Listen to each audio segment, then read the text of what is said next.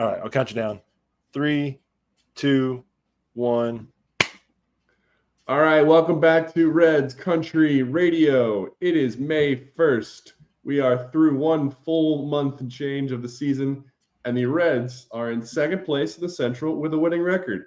One game out of the wild card. Hard to complain about that.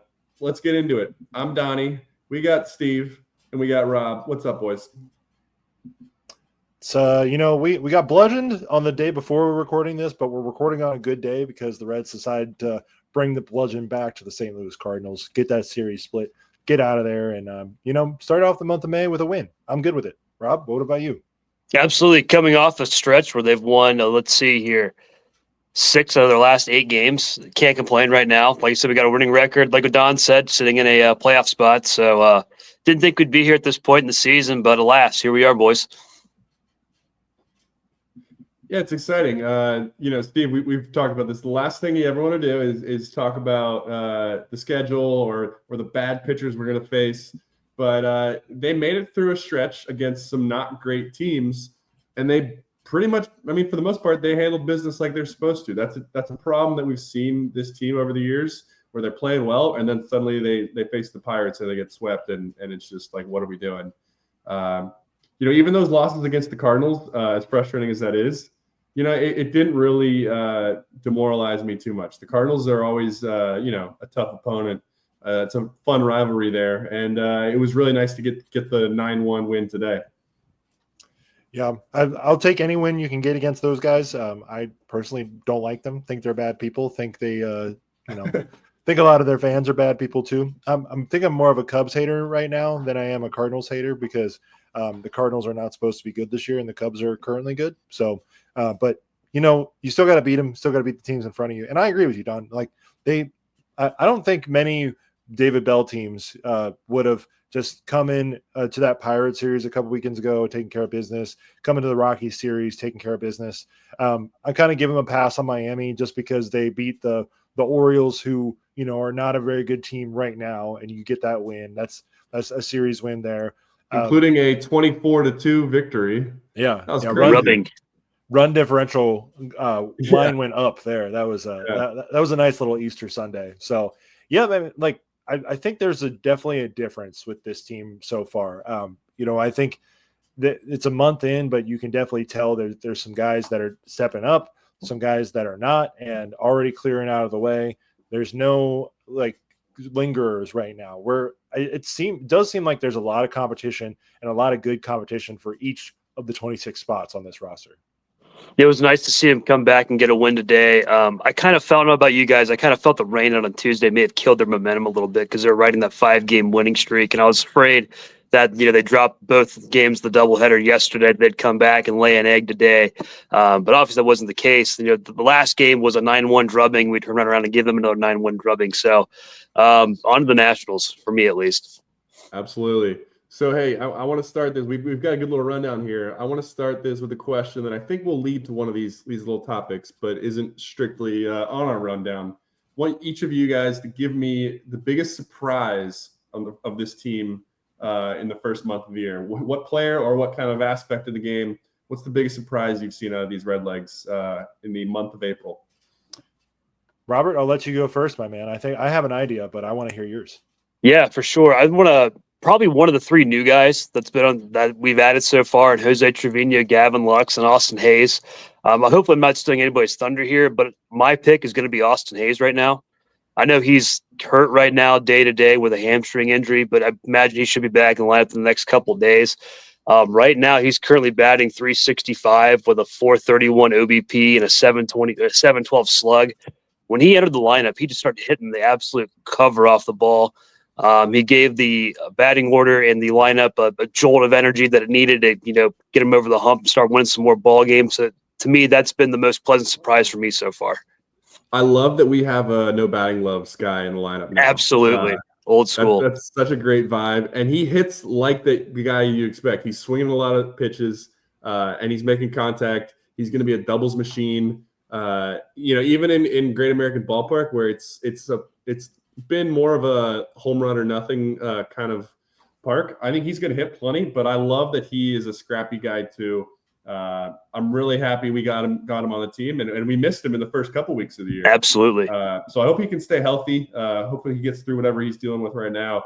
We need him in the lineup. This lineup is something else when he is in it.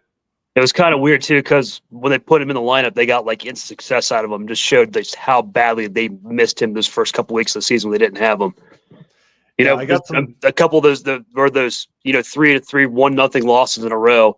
Those are probably different if he's in the lineup. Yeah, definitely. I got some flack for saying that he was in good company with his Reds debut by the graphic the TV broadcast showed that he was like one of 3 Reds since 1902 to have 6 RBI in his debut, or 4 RBI in his debut, and the other 2 were Mike Moustakas and Ryan LaVarnway, and people were like, boy. No, I don't want him to be Moose, and I can safely say that he has not been Moose. He's been good. But the other thing too is that I think he's given Elly some lineup protection as well with how he started. There's definitely a reason. If Austin Hayes did not start well, people could just avoid Elly, put him on base every time, and then get to Hayes and get your third out of the first inning and go from there. But he's not I think the least that you can ask of Austin Hayes is to be an average productive player that helps Elly get pitches. And he's done much more than that. He's got a 1.1 OPS right now, and I've really liked what I've seen from him so far. 0.9 FWAR, leading the team in that statistic on Fangraphs. And, it's just been great to have a guy like that who's kind of like, been revitalized. He's talked about in interviews how much he loves being in Cincinnati, how much it's meant to him to be part of this team. And, I don't know if someone was already talking about extension talk. I was like, guys, let's just get through 1 month of the season first before we start extending guys to 10-year deals. But, this really looks like a bargain when other guys on the roster have not been. And the other big bat in the lineup that's new, Gavin Lux, I personally really love watching him play. Absolutely. He's the kind of guy you need in the lineup somewhere, a guy that's going to see a lot of pitches. And I think he has just got a great approach. I've talked about the great approach guys, Arise and whoever else. Now we got Jacob Wilson, my guy in there. And so Gavin Lux is our version of that, I would say, where he's going to be really smart about it. He's not going for broke. And that's the kind of player I feel like it's not too streaky. Like he'll be solid throughout the year. You can rely on him to give you a good at bat, even if he's not hitting the cover off the ball day to day. So I believe he has the team lead in doubles right now. He has 8 of them. Yeah, he was 836 OPS, baby. That's nothing to sneeze at. Yeah, he was leading the NL or the league in general in batting average this week at one point. He was at 352. It's down to 317. I mean, if that drop off is not. No, I'm just kidding. I kind of wonder if for Gavin Lux too, if it's just a thing that he will enjoy a lot more as this season goes on, getting to play every day. He was obviously a part of the Dodgers, and it's a lot of fun to win a lot of games, but he was not playing as much as he is now at the same rate. And I kind of wonder too, for a guy like that who's already won, he has the one. I don't know if they credit him for the 2020 World Series, but he's got at least one World Series, and now he just gets to prove himself and really just go out and have fun and prove himself for his next contract. And I think he's with us for another year after this, at least, if not, I believe so. More. So but he's been he's living up to that top prospect hype, and I've really enjoyed watching him. You're right, Don. He's a more consistent hitter. He's not going to probably hit 20 home runs, but I've liked what I've seen from him, and just the amount of multi-hit games he's had just as a Red so far has been pretty impressive. Like on Monday night as well, he was 3 for 3. He had a couple other 3 for 3 games just so far. Just nice to have just a pure hitter, guy who just gets on base and keeps the line moving, and not bad defensive outfielder too. He has had a couple good plays out there and has been definitely a really big positive. 0.7 FWAR so far for Gavin. That's impressive. You can tell he's definitely still learning too. Like he doesn't always read the ball off the bat that well. He doesn't necessarily know how to play them off the wall. I've noticed a couple times, but I think he's learning. I think you can see that he's making an effort to get better out there, and it's showing in the stats, which is great. And the way this roster is constructed, having these guys in the lineup, it just feels like more consistent. And we had that stretch earlier in the season where we lost 3 games, 1-0. I think these guys have settled in, and we're not going to get that long of stretches with poor offense. That was kind of before we had Hayes for sure, and that was Gavin Lux had kind of started the season a little quiet. But with those guys heating up and with everybody else, staying healthy and being consistent, you're not going to see stretches like that from this offense. Right. Wow. I also kind of want to highlight one more guy too. It's been a really pleasant surprise for me, at least. I don't know about you. Austin Wynns, backup catcher, coming in, batting .394, a .444 OBP, a 697 slugging with a 1.141 OPS. Coming in, just a backup catcher, just mashing the ball like crazy. He's got 3 home runs, and they aren't little league home runs. Those balls were going a long way. He destroyed all those baseballs. We'll probably touch on him later in the show, but I just wanted to highlight him as well as a surprise for me at least. Yeah, he and Trevino. Wins has been on our roster, so he's not technically a new guy, but 2 newer guys, definitely Trevino being a new guy, just signed the extension too, combined for a 571 slug, 968 OPS, and 161 weighted runs created plus. Those are all 3rd in the league among catcher groups, and that's the Cincinnati Reds without Tyler Stevenson. Right. That's very impressive, and I do want to talk about that later. Real quick, and then we can move on. My guy who I've been pleasantly surprised with, it's not a new guy. It's Noelvi Marte. I think. Yes. Let me just ask you guys this: if this production, if you just took off Noelvi Marte's name from his stats and put Matt McLain, it would probably be expected, right? You'd be like, okay, yeah, that makes sense. He's been that was what we were thinking he was coming back with, but that's been Noelvi Marte so far this year. McLain, got hurt, and ever since he's come back, has not been as good as he was in 23 and in his quick first 2 weeks there before he went on the IL. I've really loved this watching Marte play. He's already outperformed his Fangraphs WAR production with 0.7 FWAR in only 15 games, more walks, less strikeouts, and more extra base hits. Those are 3 that I'm big fan of in improving his walk rate. He's not really the biggest base stealer, but he can definitely run and get you a couple extra runs there if he's on second and just a ball to the gap. And the fact too that he I think I got this point from the Chatterbox Reds guys, shout out to them. He was called up same day as Will Benson, and he was asked to play right away, and he didn't get to play the first 2 days either. He kind of just sat on the bench, and then eventually he got his chance and he took it and went off and running. He's only played 15 games so far, and he's already got 0.7 FWAR. He's just tearing the cover off the ball right now. And the thing with McLain is that, we have Marte swinging it like this.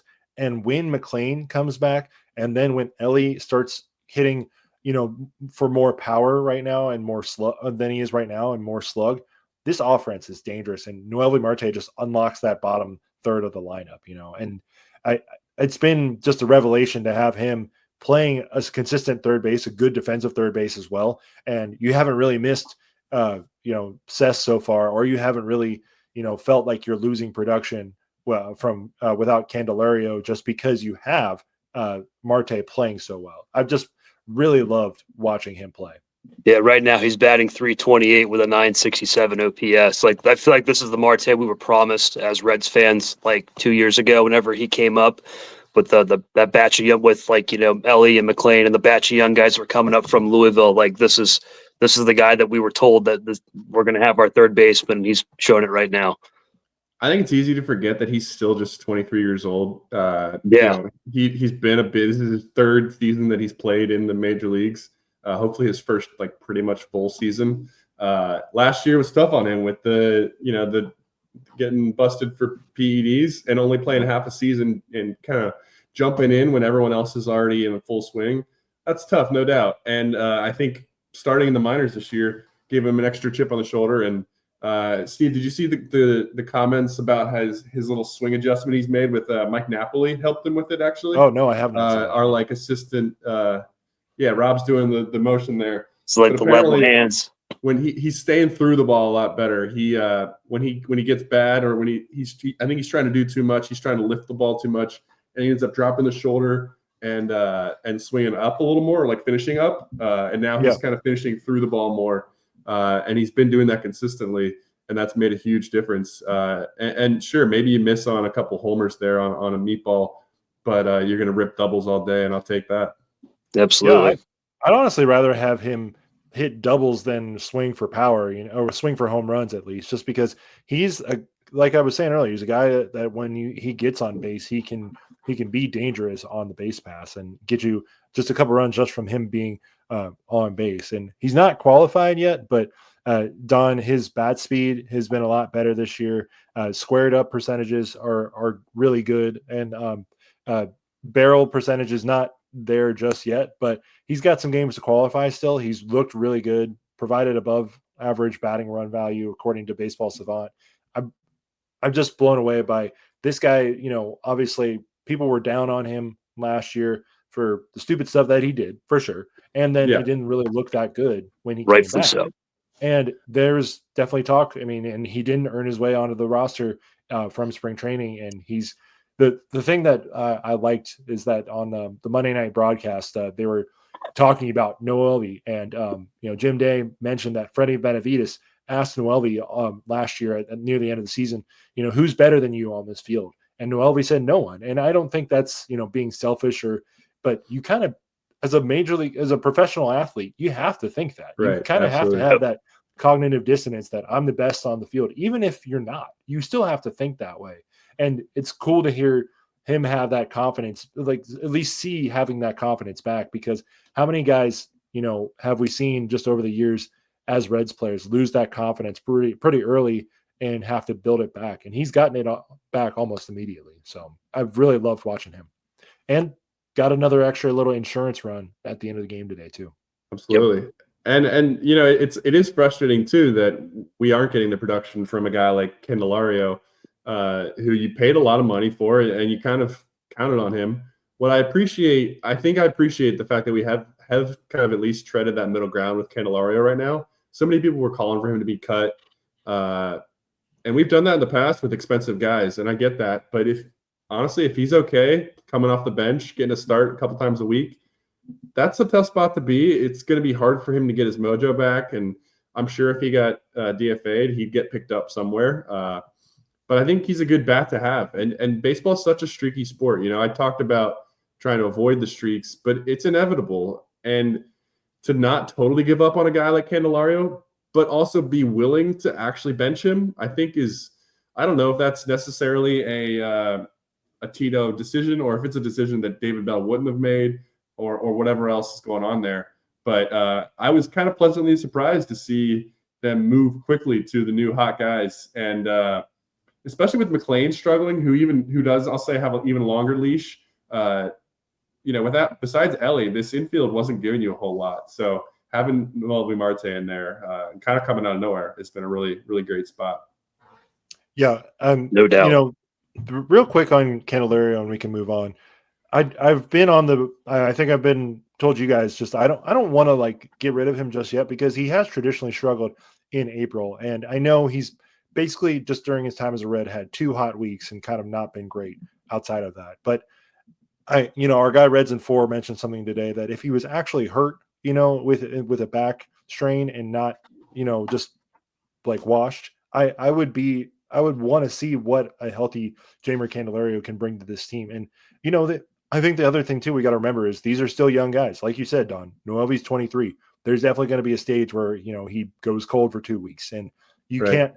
If you're going to we've built our roster this year on young guys, which I like. I think we all like that. We're all want to see these guys continuously grow and develop, but you still need some veterans who are going to be there and be consistent every day. And I know saying consistent and Jeimer Candelario right now, those two are not.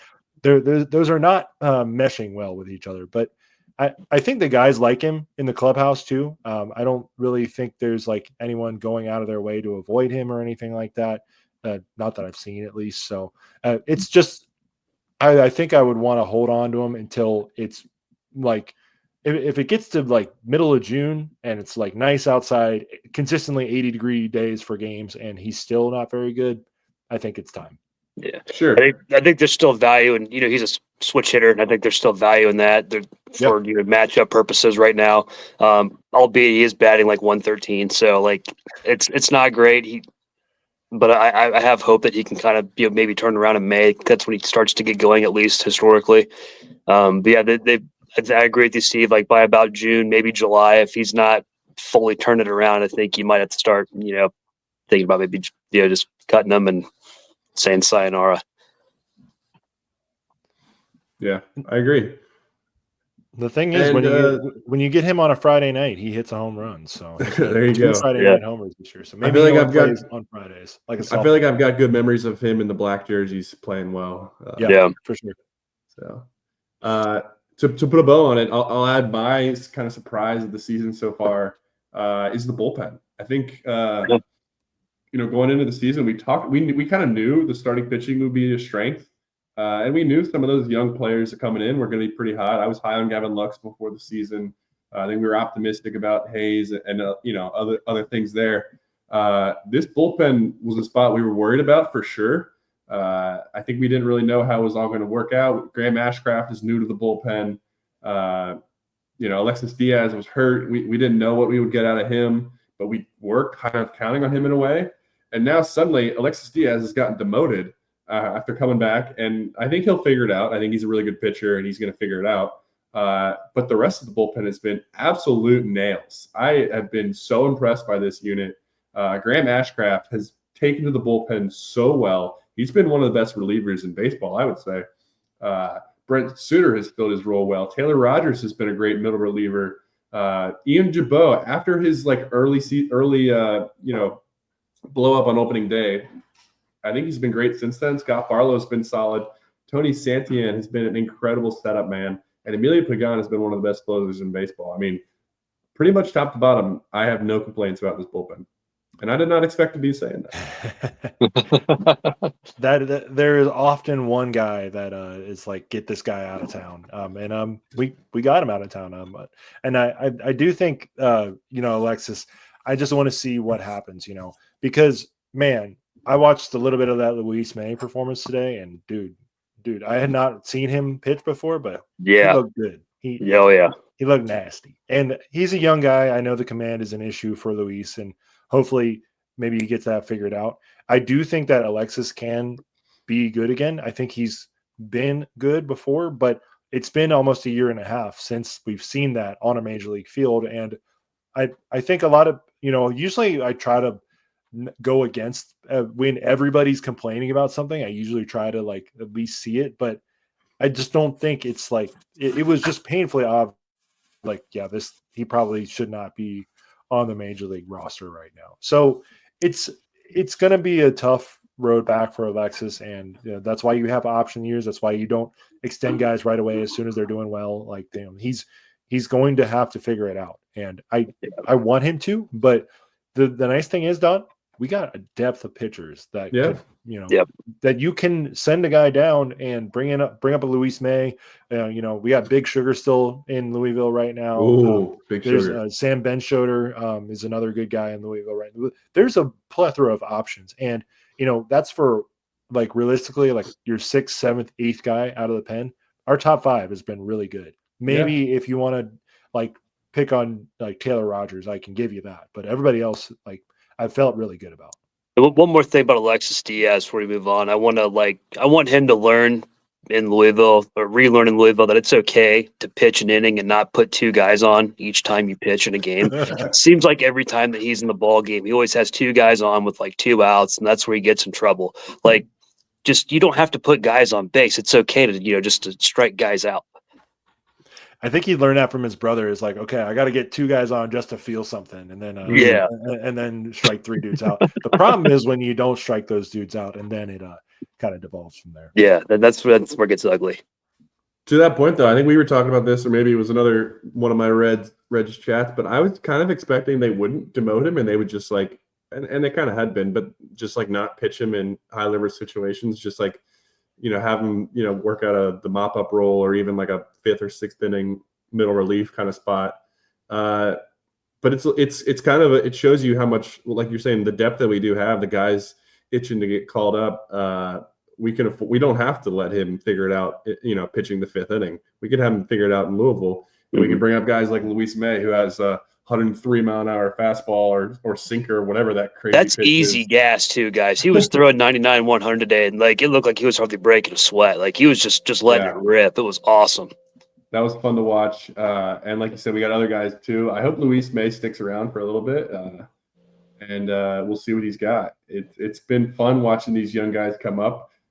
We had this like big wave of rookies, 2 seasons ago. And I almost like at that point was like, I forget. No one else is coming. That's it. I'm not. But my expectations for, help from the minors, I guess, dropped. But they're still coming, and I'm excited to see that. I'm excited to see when Maxwell gets called up eventually. Tyler Callahan got called up recently. I think basically just for or I guess Petty, the pitcher, was just for the taxi squad. So Callahan is still on the roster, if I'm correct there. Yeah. I think so seeing him make his debut, I think there's high upside there as well. And we can get into the start that Chase Petty made yesterday. He seems like maybe a little bit of an emotional cat, and he struggled right out the gate, which is definitely tough. I mean, if he had just gotten through 1 or 2 innings before kind of his blow up, I think it would have been different. But I think you can kind of see it on his face right when they hit him right from the start. Yeah, he was leaving pitches over the plate, and major league hitters are going to punish that. Yeah. Your stuff can get you outs in the minors. Pure stuff just doesn't get it done in the bigs, and he's going to learn that, and he's going to learn how to use his stuff more effectively. But it was tough, a little bit tough to watch yesterday.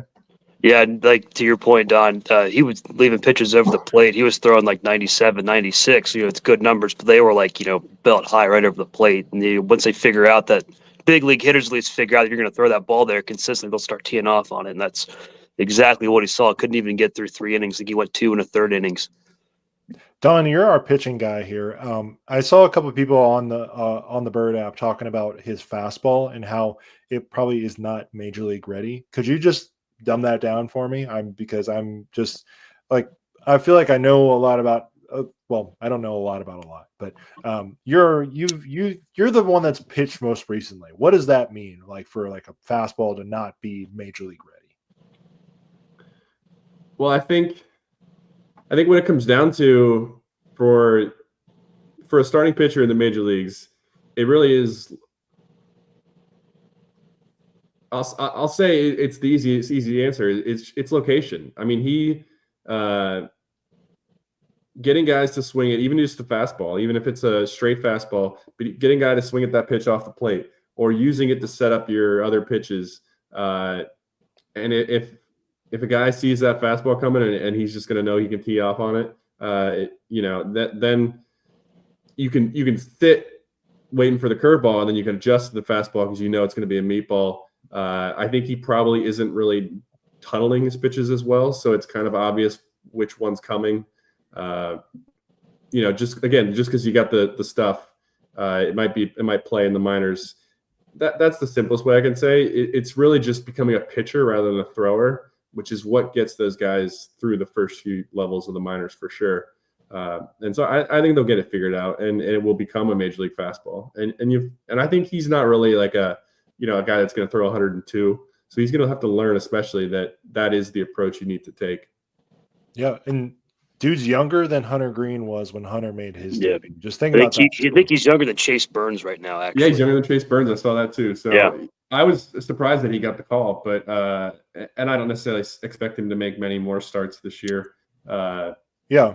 I guess from what I understand, I guess our time on the TV broadcast, what kind of like caught the eye of the coaching staff and gave him more confidence was that he started that spring training game against the Dodgers when they brought up was Yamamoto, is that his name? The big stud now. Mm-hmm. And that was the first game like Ohtani played it, and he went through. I keep pitched 3 or 4 innings against those guys and looked pretty good. And that gave him, I guess, that showed they had that moxie, I guess, to potentially pitch the big leagues. And obviously didn't work yesterday against the Cardinals, but. So do you think that was a manager move where Tito was like, let's bring up Chase and see what he's got? Just because you're not going to like try and stack guys. Like you're not going to ask, like you might as well give Abbott an extra day, because the lefties on the Nats are good. And then, you get Green on Friday. Do you like, I did kind of think of that. And I thought that was interesting just because, it seems like during the David Bell era, it was kind of just whatever, management and like Nick Krall were thinking was going to be best for the team. And like Dave, I wonder if Tito's got a stronger hand in that relationship right now, because Tito was very open with the media before the game last night about how excited he was, to see Chase come up. Do you think that's a manager decision, or do you think that was always the plan from the front office regardless?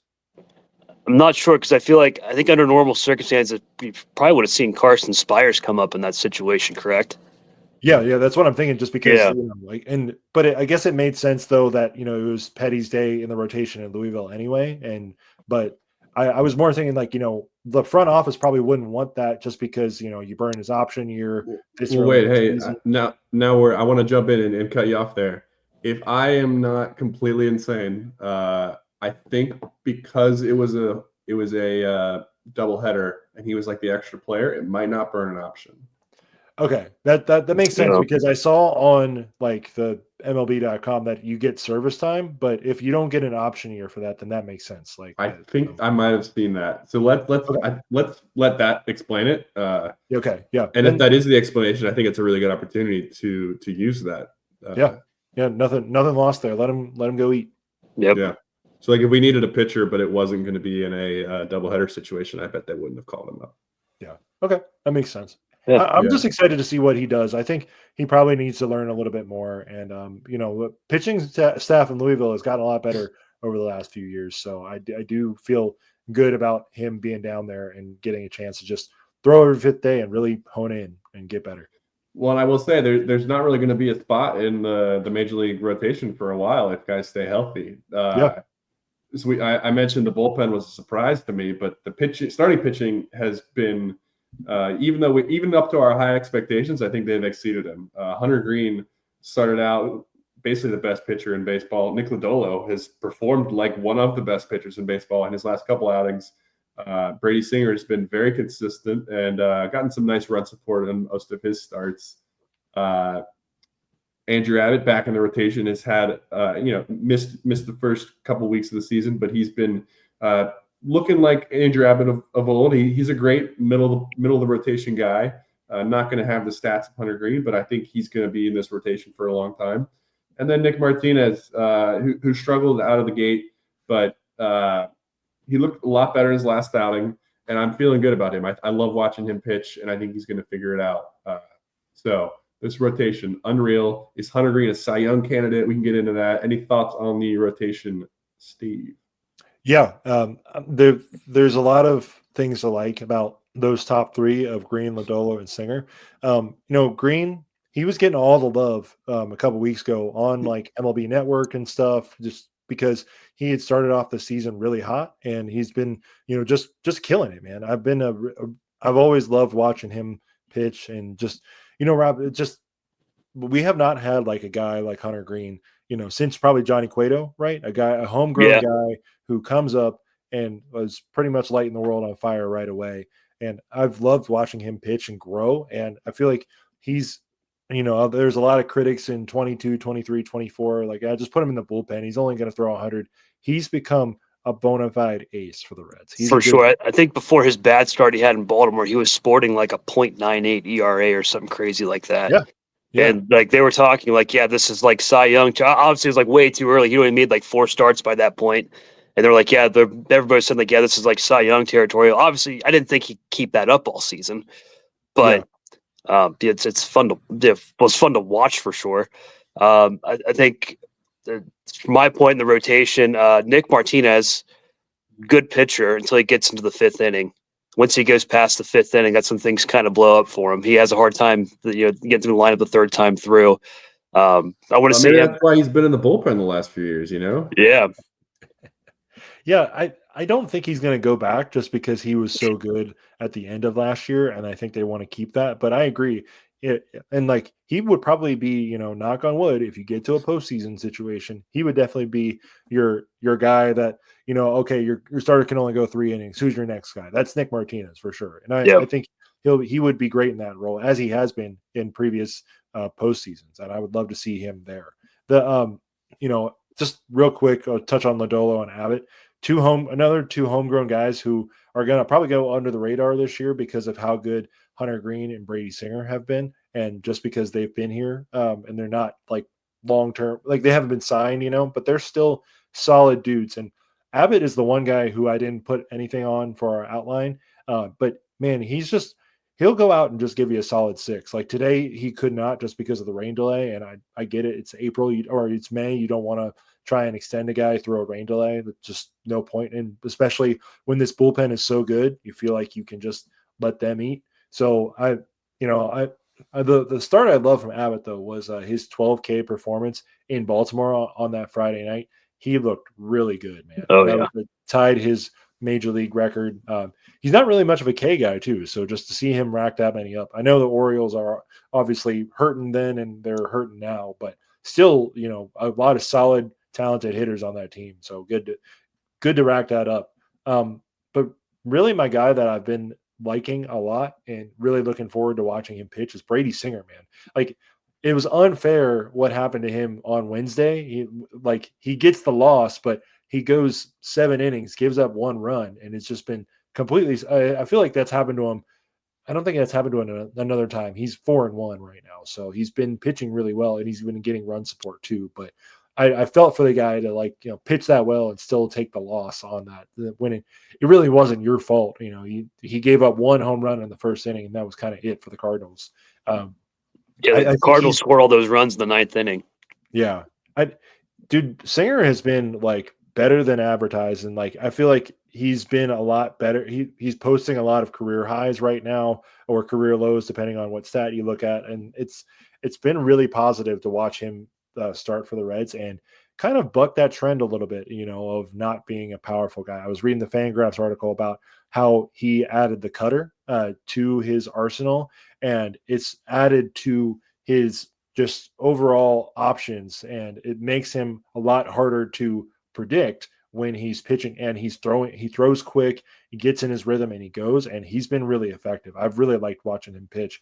And I think we all like our guy Jonathan India, but we all knew that the Reds needed another solid starting pitcher, and now you can realistically argue that they have 4 top of the line starting pitchers in their slots, and Nick Martinez is just going to get better. I don't think he's really going to be a 4.5 ERA guy all year. Steve, one thing I do want to clarify, Andrew Abbott, not a strikeout guy maybe in the bigs, but absolutely was his entire career before making it into the show. He was a 13 strikeouts per 9 inning pitcher throughout his entire minor league time. And then last year he was only 7.5 per 9. And I think that's kind of what we were talking about with Chase Petty, where Andrew Abbott knew that he wasn't just going to be able to use the stuff and just get guys out. He's not that kind of a pitcher. And so he kind of had to change his approach a little bit, pitch to contact a little more. And now that he's in his 3rd season in the majors, I think he's kind of leveled up a little bit where he can get back to the strikeout approach. And at his core, that is his game. And so if he can be a consistent, great pitcher for us and be a strikeout killer, man, that he's got some high upside. No doubt. Love nothing more. And I will say, I'm looking at the stats here. Nick Lodolo actually has, on paper, basically just because of the one, really bad outing from Green, Nick Lodolo is having a better season. He's been really quietly under the radar there. I really hope he stays healthy. He hasn't proven that he can. If he makes it through this entire season without missing another start, let's say, would you extend him this offseason? I would love to. Like he's kind of like his arm angle is just hard to hit, and he's got that back foot slider too. That's nasty. Has injured people. That's how nasty it is. Yeah. It is literally injured people. I've really enjoyed watching him pitch, and I think that's the thing, right, Don? He's like, you got to make sure he's healthy before you give him that, because I think it's just going to be a nice thing to have 2 lefties in this rotation for the next 4 or 5 years, and having Lodolo on a team friendly deal for a longer term. Yeah, that'd be great. Awesome. Like Homegrown lefties too. Yeah, for sure. And especially at GABP where you need strong starters, that give me Green, give me Lodolo, give me Abbott for the next 4 or 5 years. I'm good. That sounds great. I agree. It's been really fun to watch, and And then you got Rhett Lauder, you got Chase Burns, you got Chase Petty. I was going to say we got to find a room for some of these guys.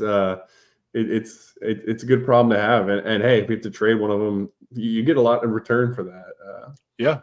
And if we're in a kind of go for it year, I wouldn't really be totally shocked if you end up swapping out one of those guys for a help in the lineup. But to kind of pivot back to, so we're in thinking about some of these young guys that we're expecting to be the core of the team. Matt McLain missed the entire season last year, but then he started this season really hot. We had McLain back. He was not going to cover off the ball. He seemed like the best hitter on the planet, best hitter on our lineup. And then he went cold as ice. We haven't really seen much from him since, or in the last two or 3 weeks. It's just now the month of May. We're through one full month. They're not. We talked about how they did bench Candelario earlier. I don't see that happening for McLain for a lot longer. He's going to have a longer leash. The upside is there. He's a young guy. He's going to be on this team for a while. But are we worried about Matt McLain? Could this be residual for missing a season? Is he still not quite back up to stamina for playing a full year? He's kind of already burning out. What's going on with Matt McLain? Should I be worried as a Reds fan? Is he going to go the way of John India, where he has one good season, who's the I'm totally blanking on Nick Senzel. These highly guys we drafted high and had a good start or really great in the minors. I think McLain is the best of those three, Senzel, India, and McLain. But right now, definitely not the case. Should I be worried? Me personally, I'm not worried about him right now. Obviously he's struggling at the plate right now, but you see most of his plate appearances, he's putting together like 6, 7, 8 pitch at bats and making the pitcher work still, even though he might strike out or fly out. He's still obviously there's still something there with that. That's still valuable in my opinion. It's not like he's swinging at 3 pitches and going into the bench, but he's also giving you great defense in the field still. He plays a mean second base there with Elly De La Cruz. That's one of the best middle infield combinations in baseball right now, I think. I've given him the benefit of the doubt for just, he missed all of last year. I think he's trying to get back to the groove of things. I'm not worried about him at all. Sure, and the defense is not something you could say about either of those other guys, Denzel exactly. or India, or even throw Candelario in that, who's gotten benched. You're going to get good at bats out of McLain, whether he's hitting or not, and you're going to get good defense out of him. So that's a good point there. Yeah, the under the hood numbers on Savant, not ideal. Low bat speed, average exit velo, low expected batting average, poor strikeout percentage. High barrel rate, which is front loaded from his hot start where he had the 4 homers. So Don, I'm going to go the opposite way. And I say, I think you might need to be a little worried about him, so much so that I think he may try to need to get back on the IL, because if you think about what Spencer Steer went through at the start of the season, right? He came back right before opening day, wasn't fully healthy, worked into, playing at first base because he was so injured that he could not play in the position in the field. And he was playing a lot of DH, and he had a home run today as the day we were recording, and it's been a lot better over the last couple of weeks, but it did take him a good, 2 weeks or so to really get back into it. And I get, these young guys want to play. And I understand too, at that time that we got McLain back, we were 3-7. I'm pretty sure that was the night we got him back, is when we were 3-7. And so we got him and Hayes back. And, the team has looked a lot better, obviously, with them two in the lineup. But I kind of wonder if it still lingers that, if Hayes doesn't go, I wonder if McLain maybe should go and just get fully healthy before he comes back again, because I would rather him play fully healthy than try to be playing, while injured. And then also just because he's missed so much time with injuries over his first 2 MLB seasons. Not even, I don't even know if you can count 2024 as a season for Matt McLain, because he did not swing a bat in the professional ranks. So it's just something where I would want to see, maybe if he's still hurt, give him that time and just put him on the IL and let Santiago Espinal play every day in his spot. Like, and you got Tyler Callahan. You could probably bring up another guy. I forget who that guy is on Louisville, but who's got that sweet ass flow. I sent in the group chat, and it's like, man, I try to learn all the Louisville guys. I have no idea who this is, but he's got a nice little piece of lettuce there. So maybe bring that guy up. I don't know, but I do wonder, Don, if he probably needs an IL visit again. Is that just like a baseball guy thing? I feel like we deal with this every season where there's someone playing through injury, someone who should be on the IL. We joke about the ghost IL or guys that aren't really hurt, but at the same time, there's also the situation where guys are playing hurt, like clearly underperforming. Like I remember Jesse Winker had a stretch there where he was playing hurt. Moustakas had a stretch where he was playing hurt. These guys want to just stick it out, and they play terribly. Yeah, and I know from their perspective, like you feel like you can just like fight through it, and you don't necessarily feel like your performance is suffering as a result. But man, every time it's I just thought I could play through it. It's just like it's not like that we just happen to have a certain batch. I bet every team deals with this, and of course doing a podcast about it, I've really noticed it over the years. Mm-hmm. Every year there's a couple guys that just want to keep playing, and it hurts the team at the end of the day. Because like people were screaming about that at the start of the season because Steer was playing hurt and all he was doing was DHing, and you heard everybody on Twitter talking about why is he playing? He's hurt, like he can't do anything. I feel like that one was a little bit more of a manager decision. Like they knew he was hurt, and it wasn't like he was trying to hide it, like sometimes some guys do, or downplaying it. They knew he was like pretty much unable. And he was admittedly saying like, I can't throw a baseball right now. He's like, I can swing a bat, no problem, but I can't throw. I'll give him the benefit of the doubt on that one, but it's when guys are like deceptive to the team about their injury, and I haven't heard anything about a McLain injury. So I don't even know if that's true, but think about Carson Spires, for example. Like he had that injury throughout spring training, but stuck it out just to be on the team. And then Tito got mad at him for wanting to do that. And I do feel like that's changed obviously over the last 50 years, but even in the last 10, 15, like I don't really think at least teams are wanting these guys to try and stick it out through injury. I think they want them to be fully healthy, even if it costs them some games and they got to bring up somebody that they don't really want to, or they've got to play somebody that's not ideal for that position. Because now it's not really about in the regular season winning a whole bunch of games. It's about winning 84 to 92 games just to get in the postseason and have all your guys ready just for the postseason. Like, if you look at some of those Big Red Machine numbers, they were playing in like every game. Like they were not, and there was a lot less transactions back then too. Like they weren't calling guys up and down from the minors every day. Like some pitcher from the bullpen wasn't throwing very well, so they send him. Like there was not that much 50 years ago, 20 years ago. Now, I mean, and then now it's obviously changed a lot, and there's movement every day. And now just because the games themselves are have a little less meaning in that you don't need to win 100 or 105 or even 95. You got to get it within that 86 to 93 range. Right. So I think teams are willing to trade that off as long as they can still get to that number and then win out from there. Yeah, I mean we've seen a lot of success in the playoffs from teams with 84 wins or so. It's you just got to get there. In baseball, it's such a random sport sometimes.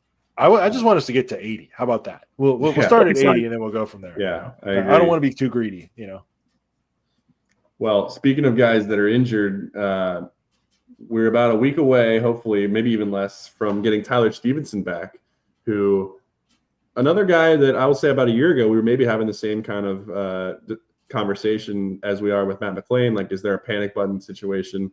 Was he a flash in the pan early in his career and he's kind of fallen off? He had a tough 2023, really bounced back in 2024, was a really great hitter, grew a lot as a catcher too, got a lot better there in every aspect, framing, pop time, working with the pitchers.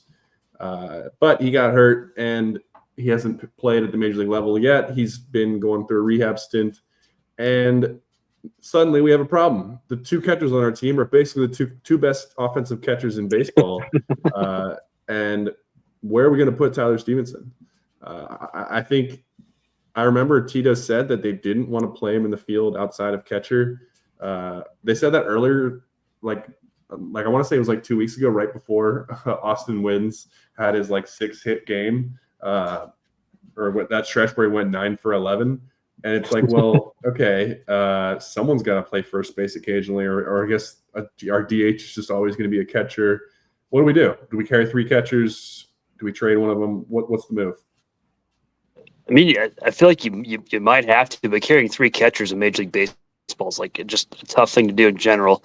I'm pretty sure I'd read or I'd heard that when Stevenson comes back, he's not going to play catcher right away. They're going to get him to DH mostly, just so he can get like back into the swing of, no pun intended, swing of like hitting a ball and seeing Major League pitching. You have a hard time though justifying setting Austin Wynns down. I mean, he's obviously been one of the best offensive catchers in baseball at this point. He's one of the best hitters on the team right now. It's a good problem to have. I mean, it's not. I don't know, man.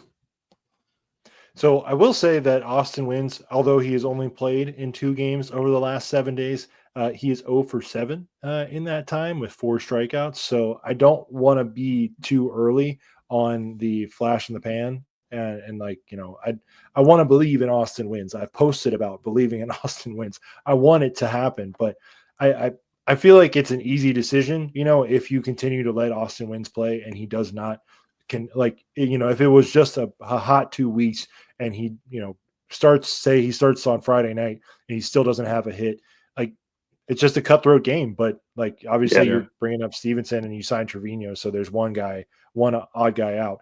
And I think that will piss a lot of people off in this fan base and organization. But there's definitely something to be said about keeping people around. And I don't think you should just cut him just to cut him. Maybe if you send down Callahan, you hold 3, and maybe you can let Wynns play first base if he can. I don't really want to teach a guy first base in the middle of the season if he's never played. I don't think you want Stevenson there, but he's been at least a solid defensive first baseman. So it's kind of like a matter of, we need to keep offensive guys in the lineup. And to me, it's a month by month thing too. And then if they don't, if Austin Wynns isn't producing by the end of May, you just do it for a month and then you can make your decision. But I do agree. They'll probably have to carry 3 for at least a couple weeks, if not more. But I would not be surprised if they just let Wynns walk, just because he is still a 34-year-old catcher who had like a hot 2 weeks and not had a hit in 7 days. I have not hit a major league hit in 7 days as well. So I can't really. Can Wynns play left field? So they seem like not having any issues sticking just random dudes out in left field sometime. Can we play 2 catchers on the field? Just play with 10 dudes? Yeah, there we go. Have one of them just pitch one day. Right now, the injury depth is going to work out where Stevenson can come back. You can send Callahan, the fresh rookie. You can send him down and carry 3 catchers at least until Stess or Candelario are back, and then you make your decision at that point. So the injury. When is Stess supposed to be back? By the way, sorry to cut you off. No, I was just looking at that. He was kind of working back from his lower back injury, and I guess it didn't react well when he was taking some swings. And gotcha. So he got another injection in his lower back. Is the note I have? Did he get another epidural? Yeah. Good grief, man! A couple days ago. God. So he might not be that close, but who knows? I want to make a joke, but I don't know. Back injuries but like those epidural needles, man. I've seen videos of that, and it just doesn't look pleasant. Yeah. Well, the other thing too is that you could probably, put Fraley on the IL as well if you need to, and then keep Wynns. Yeah. But I am on board with keeping Wynns for right now. Has Fraley played like this week? I don't. No, that's right. He went out the other night. He was scratched from the lineup on Monday night because he fouled the ball off his thigh. Yeah, I did see that. Off his groin area on Sunday. So that's that's no good. No bueno. I think I forgot that situation was with Fraley and Hayes. So we basically have been playing with 24 guys for the last couple days. Yeah, we love to do that, don't we?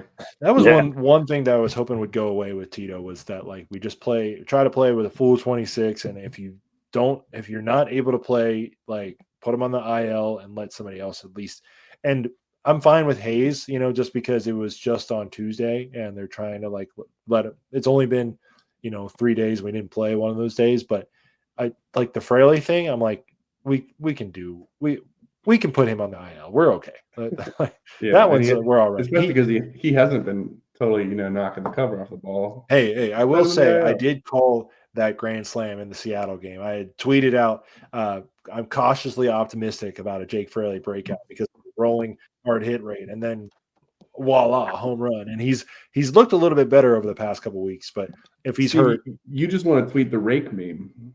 Well, yeah, I mean, of course.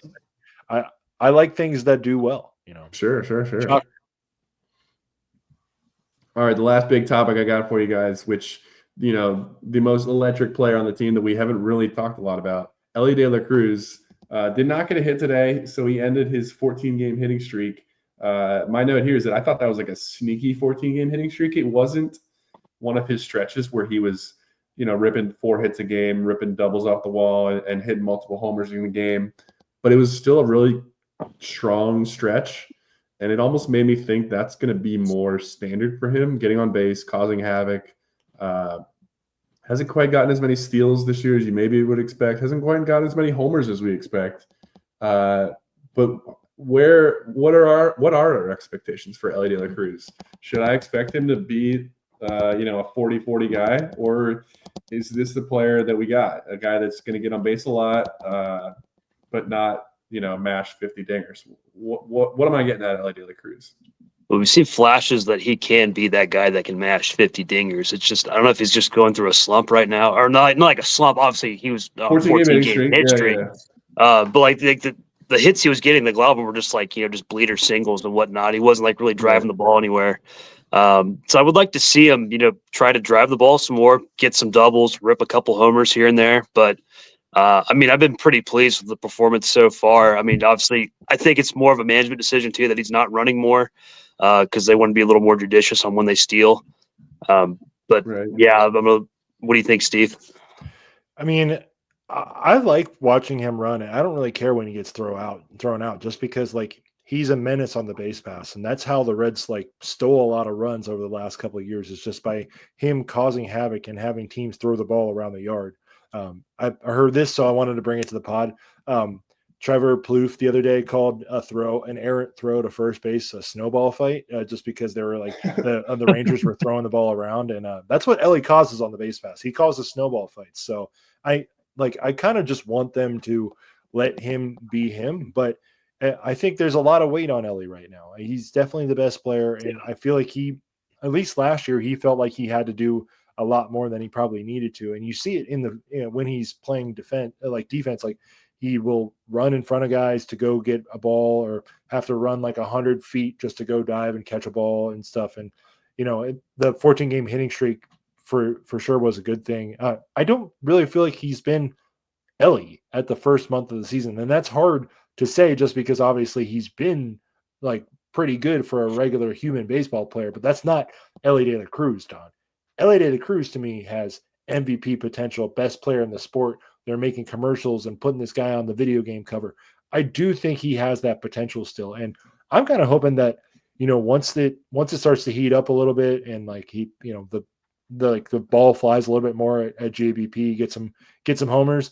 He's had a couple of those Elly games this year, and I have a term of an Elly game as where he just hits a crazy home run, has a double, has a couple stolen bases, makes like an electric play in the field. He's had a couple of those already this season, and I just kind of wonder if those will start to come a little bit more, because like you guys tell me I'm not there, but it's still a little bit chilly in Ohio, and we're still in May, so I think once it starts to heat up a little bit more, hopefully he heats up. I haven't looked into the behind under the hood or behind the into his fan graphs or anything, but he's just his approach, Don, I'll say this. His approach has looked a lot better this year, and I think that will naturally lead to more opportunities to hit, just because he's got Austin Hayes behind him. He's got Matt McLain in front of him. He's going to have a lot of chances to drive guys in. For sure.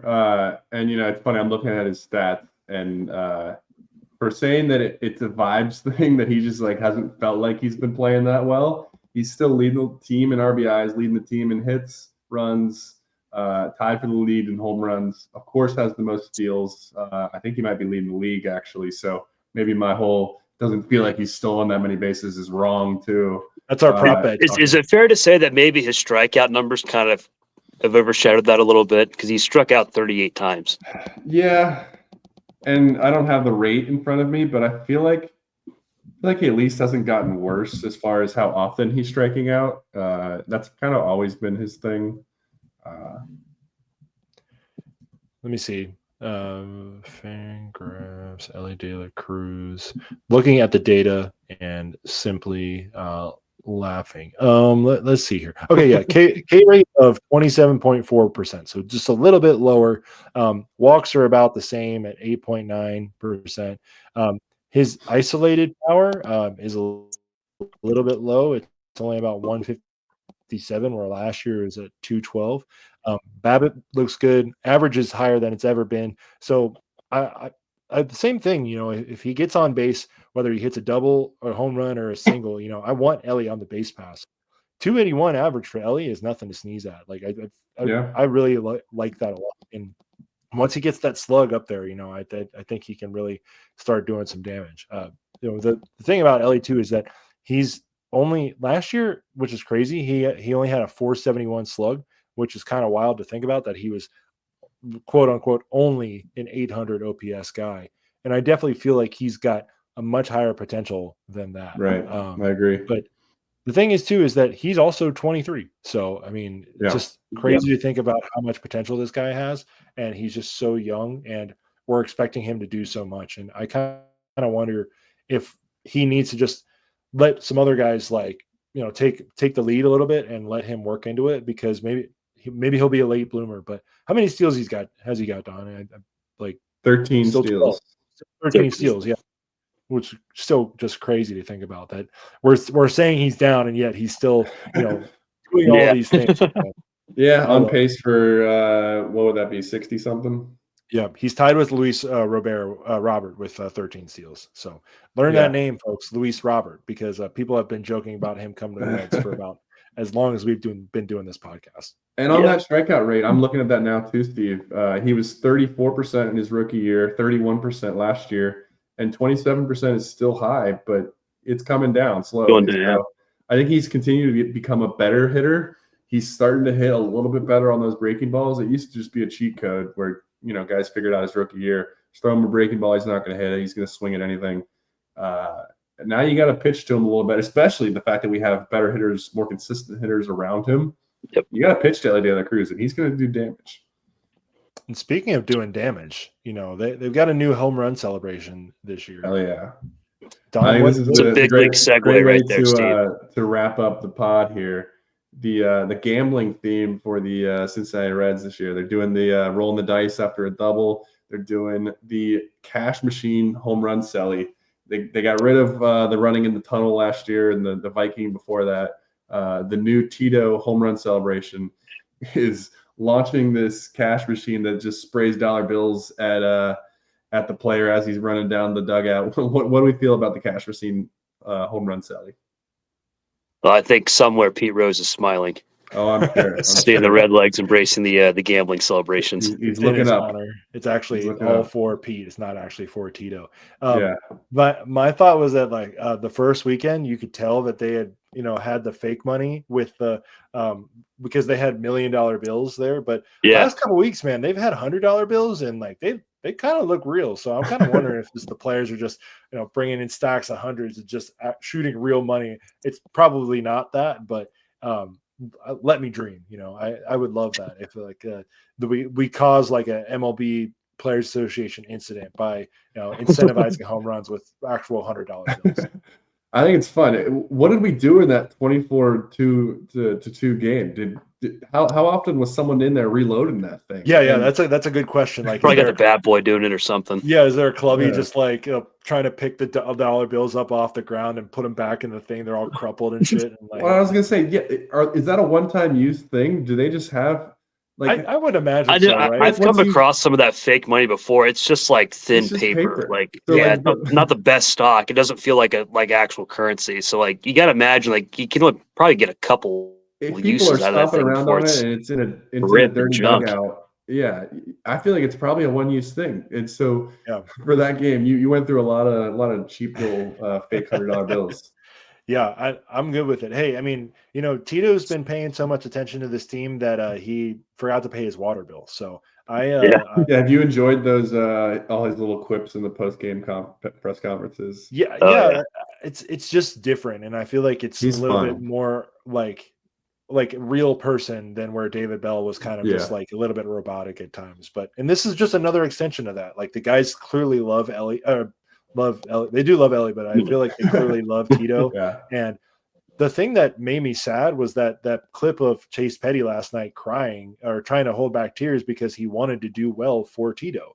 And that's what kind of made me think, by the way, that Tito was the one who like pushed for Chase to come up. But you can clearly tell that these guys all love him and that the amount of respect he has in the room and how much these guys really want to play well for him because of that pedigree he brings, that winning culture he brings. And I really like what he's done for this team. And I know I did the wash memes early. I'm sorry. We've been a lot better since I was doing the washed up memes. I thought it was funny on opening day. Some people did not think it was funny.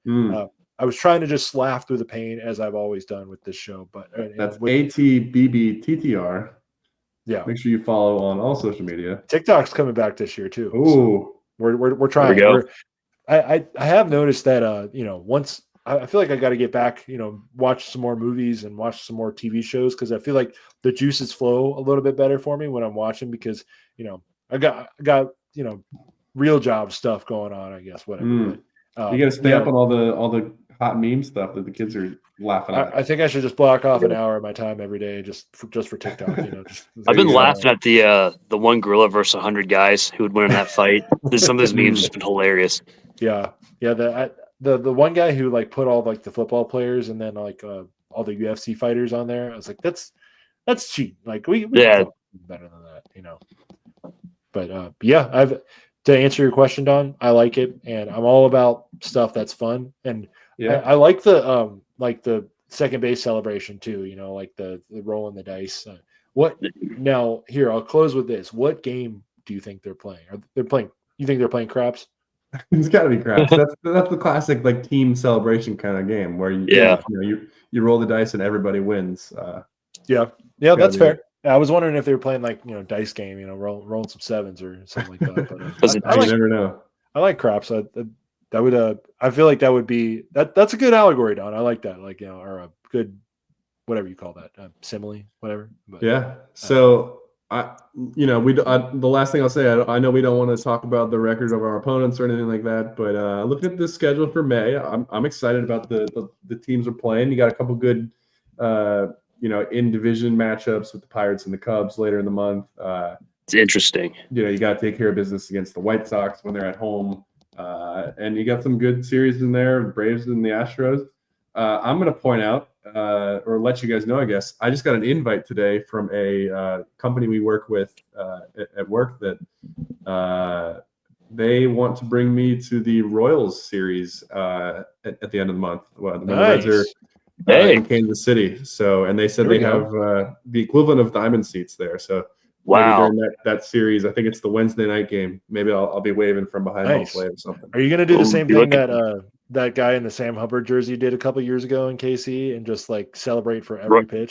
It's ride the umpire the entire game too. I'll get my Elly De La Cruz jersey and just go crazy. On Kansas City Chiefs night or whatever. That was funny. But that's awesome, dude. I was thinking about going to Houston. I was going to ask you, Don, how you felt, how you liked Houston, if it was worth a baseball. A little biased because I was there for Game 7 of the World Series and I never went to another game besides that one, which is kind of crazy. Yeah. Just like decided in the middle of the workday, like, hey, these tickets are actually surprisingly cheap. Let's ditch work and go. That was a really cool experience. As well. But I like the ballpark a lot. Obviously it was a sick environment for Game 7 of the World Series, but it's a really cool park. and I think definitely worth visiting if you find yourself relatively in the vicinity like you do. Yeah, when I went to Houston, they played the Angels a few years ago. It was when Ohtani was still with them, and Trout was hurt, but Ohtani hit a home run to like dead center field. It was like the quickest I've ever seen a ball disappear like out of the ballpark. Nice, yeah. Did you see Trout got hurt again, unfortunately? He's on my fantasy team. He's been kind of trash this year. Yeah. And then he pulled up, run into like the Angels have been bad after their hot start. I feel bad. Yeah. I was close to the Angels ballpark. I saw it and I was like, I get it. Like I understand. I see what this could be like. And no, it has not turned out for them so far. Figures. All right, boys. I think that'll do it. This is a long one, but that'll happen when we only come to you once a month. So this has been fun. Yeah. I love the format. I'm a big fan coming in hot, coming in with some good stuff to talk about. So keep following us, ATBBTTR, on all the socials and stuff. And we're just here for you. We're here for you. The common Reds fan. Yeah. We're trying to be just enjoying the game just as much as you guys. So just keep riding with us all season. Absolutely. Hey, we got a winning record right now. That's not something we say at many of these podcasts. So let's keep the vibes going strong. And hey, maybe see you down at the ballpark this year. So that'll do it for this episode of Reds Country Radio. Go Red Legs. Go Red Legs, boys. Go Reds, baby.